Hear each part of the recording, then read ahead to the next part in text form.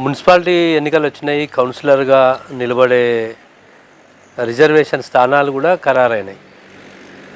మనం ఎప్పుడు అనుకున్నట్లు ప్రతి వార్డు నుంచి కూడా మంచి అభ్యర్థులు ఉంటే, స్వార్థం లేకుండా నిస్వార్థంగా పనిచేసేటోళ్ళు ఉంటే వాళ్ళని గెలిపించుకుంటే మంచిది. ఈ స్థానిక ఎలక్షన్లలో రాజకీయ పార్టీలు ఏ పార్టీ ఏ గుర్తు అని చూడకపోవడం ఇంకా మంచిది. ఎందుకంటే మంచి అభ్యర్థి ఉంటే అందరి కోసం పనిచేస్తాడు.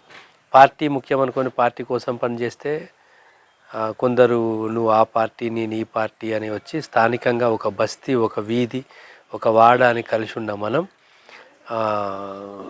తగులాడుకోవాల్సి వస్తూ ఉంటుంది. ఎందుకంటే ఆ పరిస్థితులు ఉంటాయి. పార్టీలు అలాంటి పరిస్థితిని కల్పిస్తాయి. ఎలక్షన్లు అయ్యే వరకే రాజకీయం ఉండాలి. ఎన్నికల తర్వాత మనందరం కలిసిపోవాలి. ఆ పార్టీలు నిలబెట్టే అభ్యర్థులు కంటే కూడా వాళ్ళు ఇండిపెండెంట్ కానీ ఇంకేదైనా కానీ లేకుంటే మనందరం కలిసి అయినా సరే మంచి అభ్యర్థిని నిలబెట్టుకోవాలి. అట్లుంటే ఏమైందంటే వార్డు కోసం మంచి అనేదే ఆలోచిస్తారు. మంచి వ్యక్తులు, మంచి పర్సన్స్, మంచి ఆలోచనలే ఉంటాయి వాళ్ళే.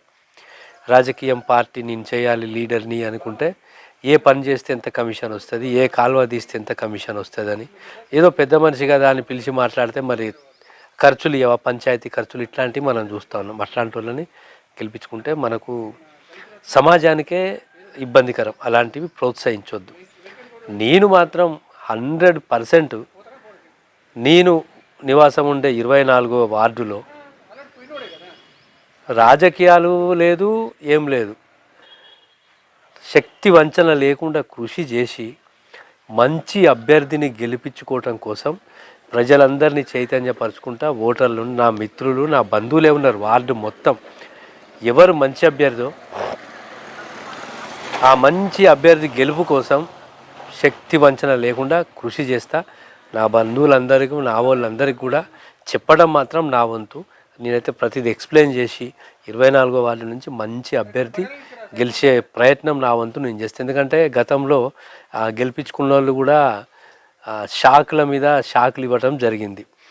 ఓటేసి గెలుపుల కోసం తిరిగి కష్టపడి ఇవన్నీ చేస్తే తీరా గెలిచిన తర్వాత అటు దునికి ఇటు దునికి